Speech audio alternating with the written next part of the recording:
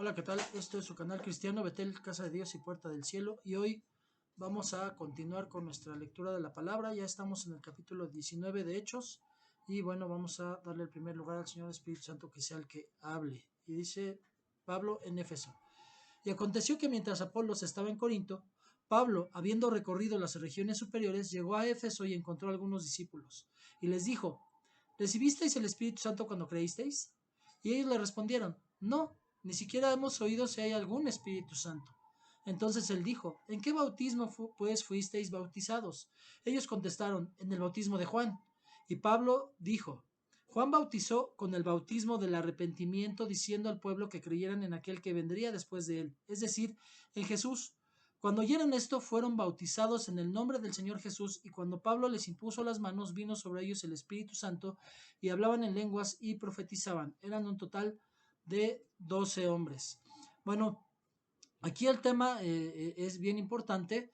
Hemos hablado de que la realidad es que solamente hay un solo bautismo.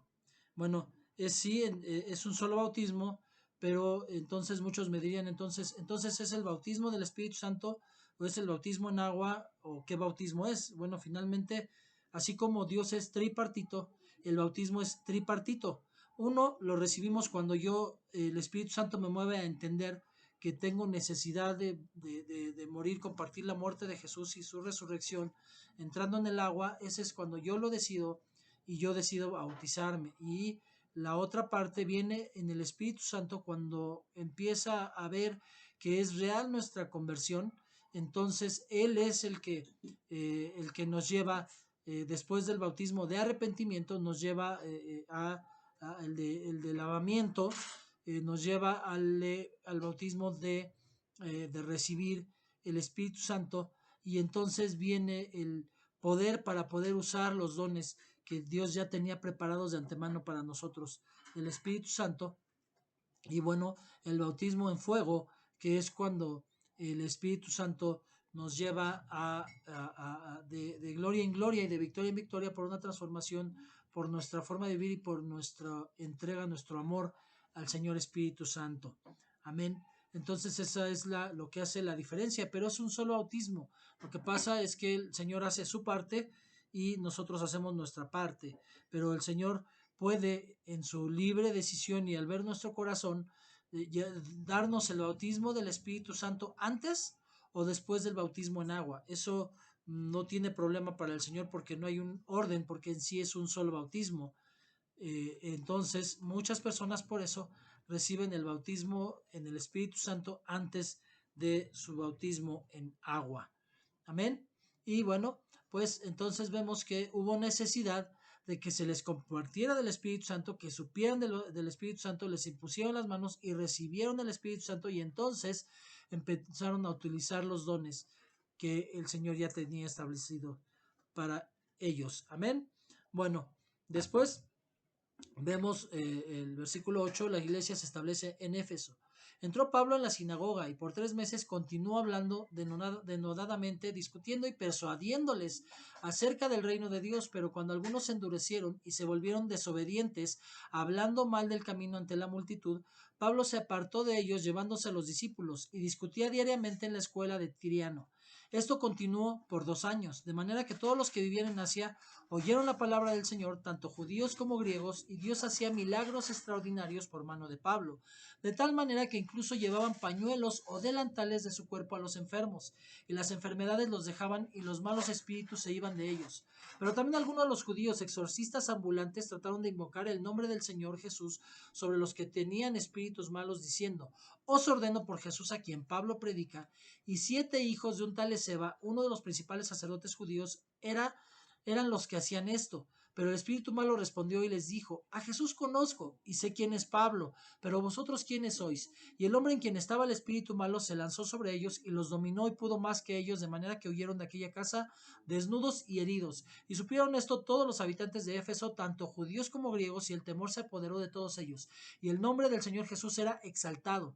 También muchos de los que habían creído continuaban viniendo, confesando y declarando las cosas que practicaban, y muchos de los que practicaban la magia negra juntaron sus libros, los quemaban a la vista de todos y calcularon su precio y hallaron que llegaba a 50,000 piezas de plata. Así crecía poderosamente y prevalecía la palabra del Señor. Bueno, en este texto hay 3 puntos muy importantes. El primero, bueno, es precisamente que uh, muchos podrían y muchos han manejado o creído que en el tiempo de hoy, cuando se pide que se lleven prendas de un enfermo o una foto de un enfermo a la iglesia, es llevar la iglesia al esoterismo y a la brujería. Y entonces el Señor Espíritu Santo sería un mentiroso o incorrecto, estaría contradiciéndose a su propia ley, porque vemos que en esta parte no fue rechazado por Pablo, sino antes bien Pablo mismo hacía milagros por medio de esta situación. Vemos en el versículo 12 que dice que de tal manera incluso llevaban pañuelos o delantales de su cuerpo a los enfermos y las enfermedades los dejaban y los malos espíritus se iban de ellos. Era interceder diciendo al Espíritu Santo, mira, esto es de la persona. Y obviamente no era Pablo, no era el trapo o lo que llevaran, sino el poder del Espíritu Santo el que hacía la obra en el enfermo. Por eso no era necesario llevar al enfermo hasta donde predicaba Pablo, porque Pablo no era el que lo hacía, sino el Espíritu Santo. Pero se vale, se puede hacer. Si yo estoy orando por alguien y en nuestra casa espiritual ha habido ese mover del Espíritu Santo con nuestro Padre Espiritual, donde en ocasiones el Señor lo lleva a que se pida que lleven fotos o prendas, propiedades, cosas que sean del enfermo para estar orando por él, y Dios ha hecho milagros por medio de ello, sanando. El segundo punto habla de los exorcistas ambulantes que de pronto vieron que funcionaba el invocar el nombre del Señor Jesús y ellos pensaron que era como un fetiche, como como un rezo satánico, como un amuleto. Error, no era así. Es creer y el Señor Jesús lo hace, no el que lo está hablando. Y ellos decían, ordeno por Jesús a quien Pablo predica que salieran, y entonces dice que 7 hijos de un tal Esceva, que era un principal sacerdote judío, lo hacían así. Ellos no eran seguidores de Cristo, no creían en Cristo, pero vieron que como funcionaba, pues utilizaban el querer exorcizar en el nombre de Jesús. Y entonces aquí el punto precisamente es que la manera en que respondió el espíritu malo, les contestó, los golpeó, los lastimó, es porque una persona que no es enviada por el Espíritu Santo y no es respaldada por el Espíritu Santo ni siquiera se tiene que atrever, aunque tenga mucha experiencia, aunque haya leído muchos libros de exorcismos, porque la realidad es que he aprendido que sí enseñan, pero no hay un manual realmente para exorcizar, porque el Señor Jesús de pronto solamente daba la orden. Es más, el Señor Jesús solamente con pensarlo podía liberar a alguien, pero él daba la orden y liberaba. En otra platicó a lo mejor con esa persona, le preguntó su nombre y después lo liberó. En otras ocasiones vimos muchas formas diferentes de liberación en la Biblia. Entonces no hay un manual, una estructura o un rezo o unas reglas que se deban de seguir para una liberación, porque la liberación finalmente no la hace uno, sino la hace el Espíritu Santo con lo que yo crea. Entonces el Espíritu Santo me muestra en cada situación qué es lo que se tiene que hacer. Esto es como cuando voy al médico. Vamos a suponer que llegamos 20 personas con un médico y que al médico se le ocurriera meternos a todos juntos y en vez de preguntarnos, pues a todos nos da un mismo medicamento y váyanse y eso es todo. Pues obvio no. Un médico recibe individualmente a cada uno, le pregunta sus síntomas, le hace una revisión y en caso de ser necesario le hace estudios, porque él no es adivino. Los estudios le van a decir qué necesita cada persona y entonces él va a saber cómo proceder con cada persona, pero cada persona aprendemos que es un caso distinto, individual. Así también es cuando el Señor nos lleva a una liberación. Cada situación es diferente, pero lo que yo necesito no es saber de liberación. Lo que yo necesito es que el Espíritu Santo sea el que me haya mandado y el Espíritu Santo sea el que me haya respaldado. Como no había respaldo, pues entonces el espíritu malo se lanzó sobre ellos, los dominó. Y dice, a Jesús conozco y sé quién es Pablo, pero ustedes quiénes son, ustedes no son nadie, ustedes no fueron mandados por el Espíritu Santo. Pablo fue mandado, Jesús sabe, sé quién es, pero ustedes quiénes son, ustedes no los mandó nadie, ustedes se autonombraron. es lo que está diciendo. Y entonces los golpeó, los dominó y pudo más que ellos, y ellos huyeron de esa casa desnudos y heridos. Y bueno, pues todo el mundo se enteró. Y el último punto es el decidir sacar anatema. No es algo que tengas que pensar. O sea, de pronto alguien tiene una medallita de un San Judas y de pronto conoció la fe y se da cuenta que no la debe tener, pero como era de oro no la quiere tirar. Se aferra. Dios te puede dar cosas 1000 veces más, pero tienes que deshacerte de ello. Por eso nos da este ejemplo, que muchos que habían practicado la brujería juntaron sus libros y quemaron a vista de todos. Calcularon el precio y hallaron que llegaba a 50,000 piezas de plata. O sea, era una cantidad enorme de dinero lo que ellos, porque no era el dinero, no era el valor, era el anatema que no te iba a permitir abrir tu corazón y crecer bien en Dios y ser bendecido por Dios. Entonces ellos no lo pensaron, a ellos no les dijo Pablo que lo hicieran, sino que ellos, entendiendo por revelación del Espíritu Santo que lo que tenían que hacer, sacaron todo anatema. ¿Conoces que hay anatema en tu casa? ¿Sabes que puede haber anatema en tu casa? Anatema es todo lo que a Dios no le agrada. No solamente idolatría, todo lo que a Dios no le agrada es anatema. Y si tú te duele porque es recuerdo de una persona que murió o porque te lo regalaron y es muy especial para ti, pues entonces estás metiendo anatema a tu casa y no puedes ser bendecido por eso. Entonces tienes que entender cuánto vale tu salvación como para que puedas ser desprendido de las cosas que no deben de estar en tu casa y en tu corazón. Y dice que entonces así crecía poderosamente y prevalecía la palabra del Señor. Versículo 21. Pasadas estas cosas, Pablo decidió en el Espíritu. Obviamente al decir decidió en el Espíritu es que se dejó guiar por el Espíritu para tomar una decisión, que es lo que tenemos que hacer, ir a Jerusalén después de recorrer Macedonia y Acaya, diciendo: después que haya estado allí, debo visitar también Roma. Y habiendo enviado a Macedonia a 2 de sus ayudantes, Timoteo y Erasto, él se quedó en Asia por algún tiempo. Por aquel tiempo se produjo un alboroto, no pequeño, por motivo del camino, por cierto platero que se llamaba Demetrio, que labraba templecillos de plata de Diana y producía no pocas ganancias a los artífices.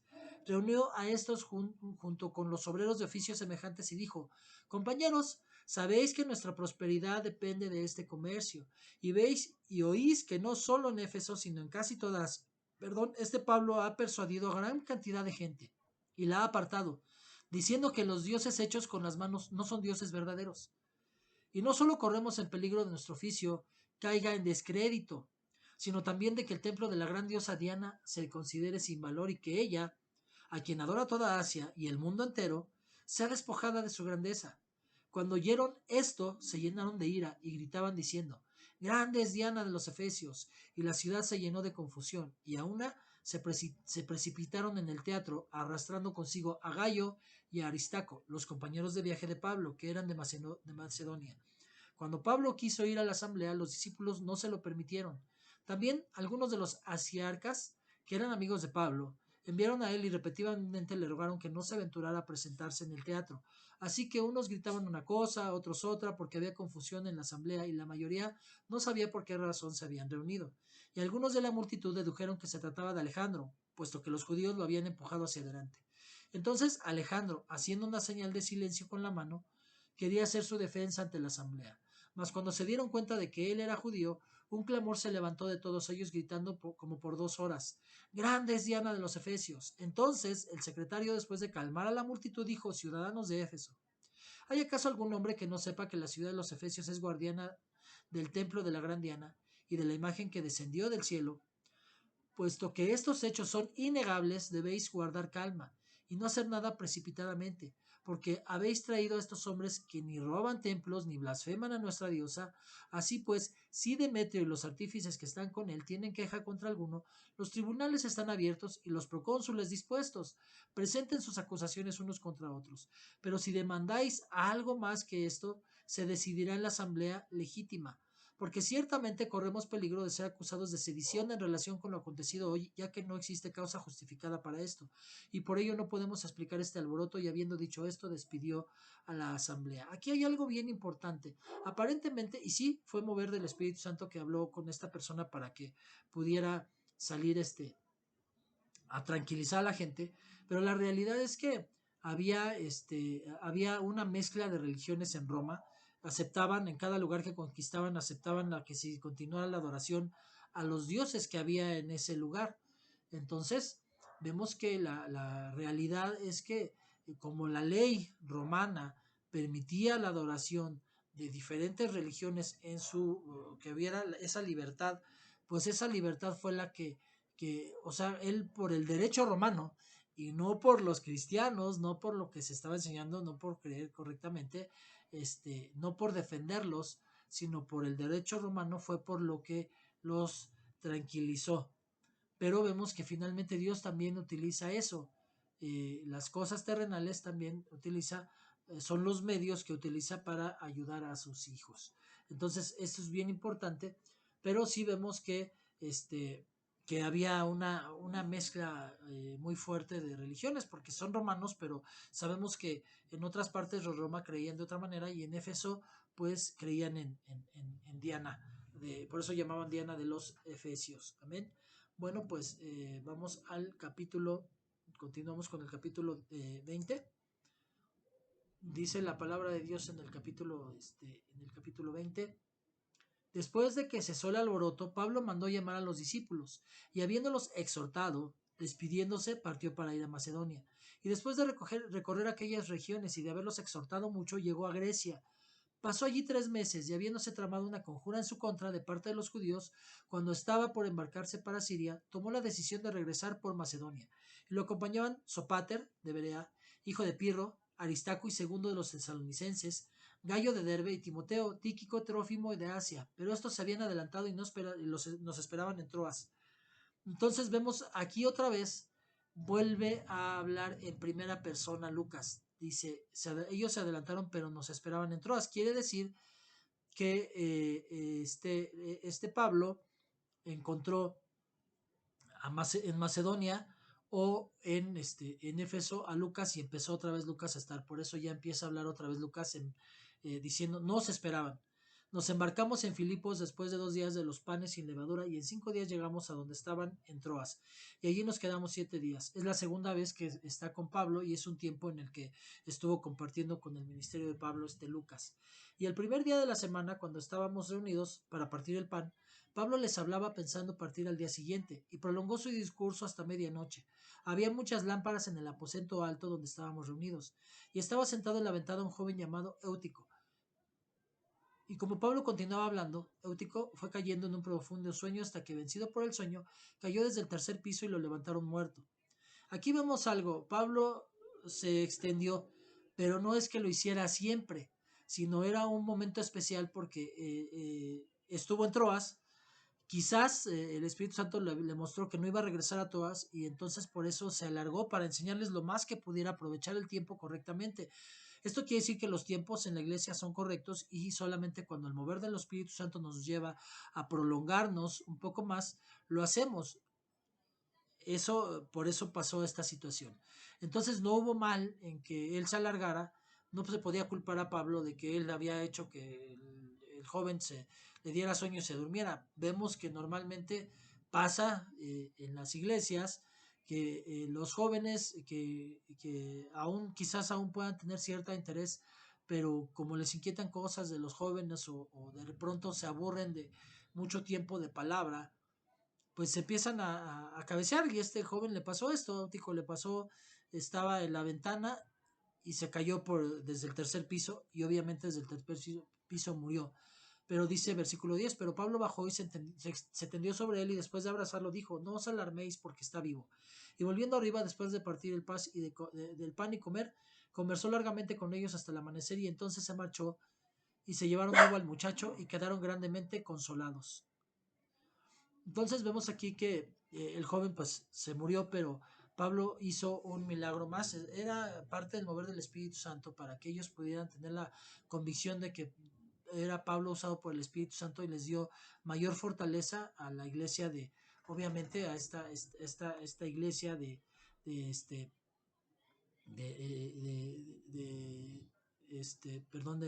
Troas, en la iglesia de Troas. Entonces Pablo pues les dejó mucha más confianza, era parte del plan del Espíritu Santo que hubiera también una resurrección para eso, para que quedaran bien arraigados y convencidos de lo que Pablo había hablado.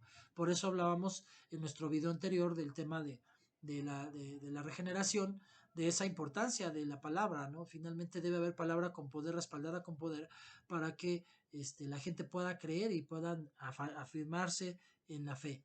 Versículo 3. Entonces nosotros, adelantándonos a tomar la nave, zarpamos para Asón, con el propósito de recoger allí a Pablo. Entonces vemos aquí que Lucas otra vez está ciertamente separado, pero iba a encontrarse en Asón con Pablo, pues así lo había decidido, deseando ir por tierra hasta Asón. Él decidió ir por tierra hasta Asón y ellos se fueron por barco y se encontraron otra vez en Asón. Lo recibimos a bordo y nos dirigimos a Mitilene.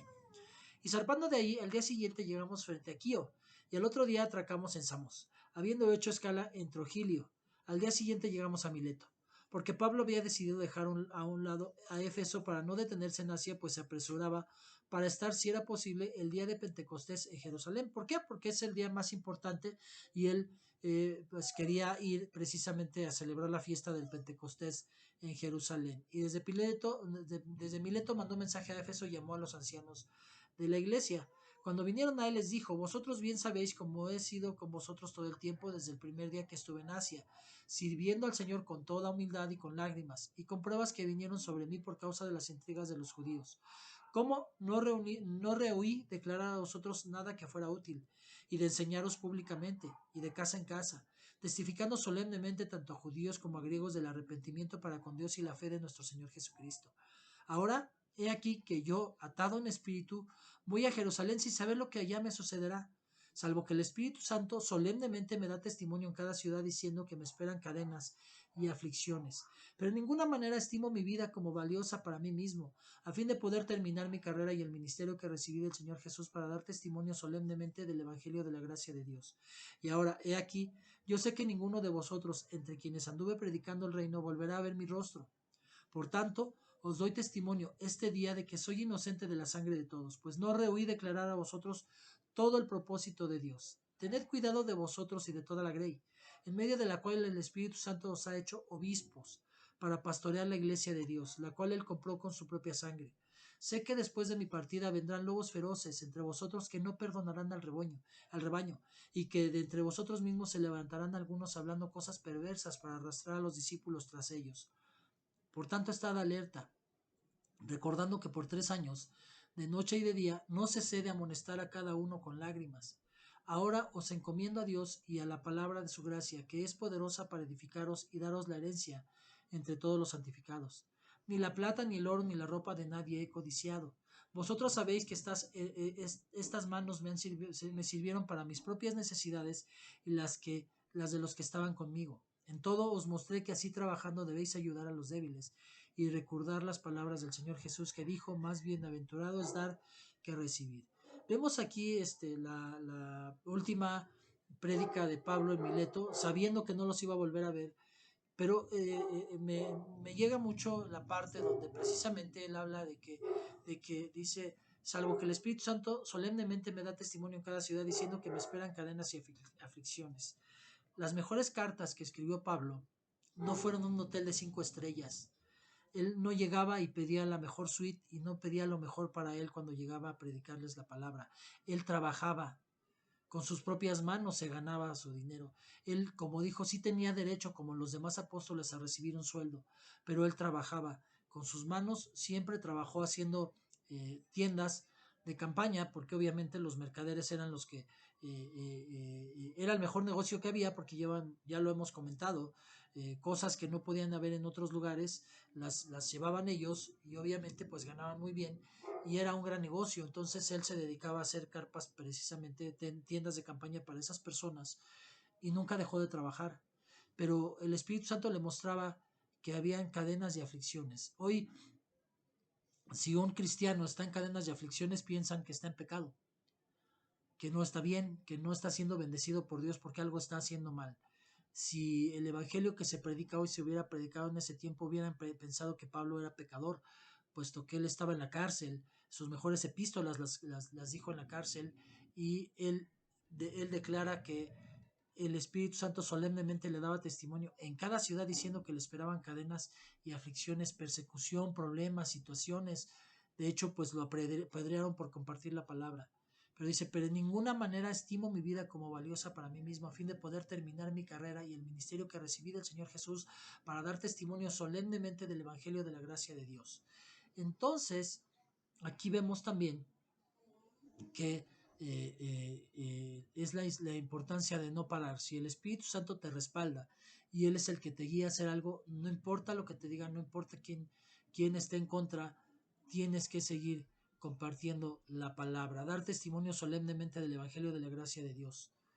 Y dice, soy inocente de la sangre de todos. ¿Por qué? No porque haya pecado, no haya pecado contra ellos. Dice, no rehuí declarar a vosotros todo el propósito de Dios. Uno está libre de la sangre de las personas que Dios nos pone cuando nosotros no rehuimos el compartirles de la palabra, el hacerles entender la palabra. Pero dice bien, tened cuidado de vosotros y toda la grey en medio de la cual el Espíritu Santo os ha hecho obispos para pastorear la iglesia de Dios, la cual compró con su propia sangre. Sé que después de mi partida vendrán lobos feroces entre vosotros que no perdonarán el rebaño. Entonces, vemos que va a haber personas que van a perder a la gente, que les van a enseñar mentiras, que les van a enseñar exégesis como se está haciendo ahora. Ya lo hemos hablado.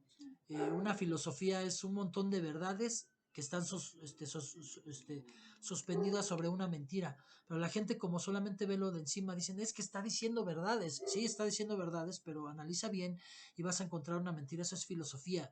Cuando tú encuentras la palabra de Dios, son verdades sostenidas sobre una gran verdad, Jesucristo. Y Dios no es hombre para que mienta, ni hijo de hombre para que se arrepienta. Dios no se contradice. Él dijo y Él hace. Entonces, esa es nuestra seguridad. Y bueno, finalmente, al final dice que Él nunca ganó un sueldo de la iglesia, nunca les pidió que le pagaran por la predicación. Dice, siempre mis manos sirvieron para mis propias necesidades y los que estaban conmigo. O sea que Él no solamente trabajaba para Él, sino los que iban en el ministerio también ganaban de lo que Él trabajaba. En todos mostré que trabajando debéis ayudar a los débiles. Trabajando, o sea, el Hijo de Dios trabaja y ayuda a los débiles. ¿Qué quiere decir que esto? Que siempre va a haber débiles en la grey de Dios. No es que estén en pecados, no es que no sean desobedientes. Dios también deja que haya débiles para que el que es prosperado pueda mostrar que ha aprendido las palabras del Señor que dijo, más bienaventurados dar que recibir. Pero algo que sí tengo la convicción y la seguridad, dice la Escritura, que dice, joven fui envejecido y no he visto justo que mendigue pan. Un hijo de Dios podrá estar en riqueza o en pobreza, no importa, pero lo que nunca le va a faltar es pan en la mesa. El respaldo del Espíritu Santo, la provisión y la bendición no le va a faltar. Y la bendición no es que tenga que ser millonario, la bendición es que no le va a faltar nada y que no va a mendigar nunca, no va a tener necesidad de estar mendigando por un pan para poder sobrevivir. Versículo 36. Cuando terminó de hablar, se arrodilló y oró con todos ellos y comenzaron a llorar desconsoladamente y abrazando a Pablo lo besaban, afligidos especialmente por la palabra que había dicho de que ya no volverían a ver su rostro, y lo acompañaron hasta el barco. Amén. Bueno, pues hasta aquí terminamos los dos capítulos de esta semana. La próxima semana seguiremos con el capítulo 21 y 22 de Hechos. Y bueno, vamos a darle gracias a Dios por este tiempo. Padre, gracias Señor bendito. Como siempre reconozco que los errores son míos y los aciertos son del Espíritu Santo. Padre, que los que vean este video se queden con lo que el Espíritu Santo les quiere dar. Que abran su corazón para que le den entendimiento a lo que el Espíritu Santo les está hablando y que puedan seguir siendo transformados en su corazón hasta que lleguemos a la estatura del varón perfecto. Gracias, Padre, le pido de verdad que me siga respaldando para que yo siga siendo de bendición a muchos, Señor. Gracias por este canal, gracias por los medios que nos permite para que podamos seguir evangelizando, pero también gracias por la enseñanza, Padre, porque el que no recibe no puede dar. ¿Qué puede dar si no recibe, Padre bendito? Entonces, tengo necesidad de seguir siendo preparado. Gracias por la sana enseñanza, gracias por mi casa espiritual, gracias por mi maestro y padre espiritual, gracias por su vida. Bendígalo, sígalo usando para que también asimismo yo pueda seguir siendo usado por el Señor Espíritu Santo para llevar bendición a otros. Gracias, le doy toda la gloria y la honra y todo esto se lo oro en el nombre de su Hijo, mi Señor Jesucristo. Amén y amén. Y bueno, pues hasta aquí terminamos. Nos vemos la próxima semana. Como siempre les pido que me regalen un like, que compartan para que otros también puedan recibir la bendición. Y bueno, pues que Dios los bendiga. Nos vemos a la próxima. Chao.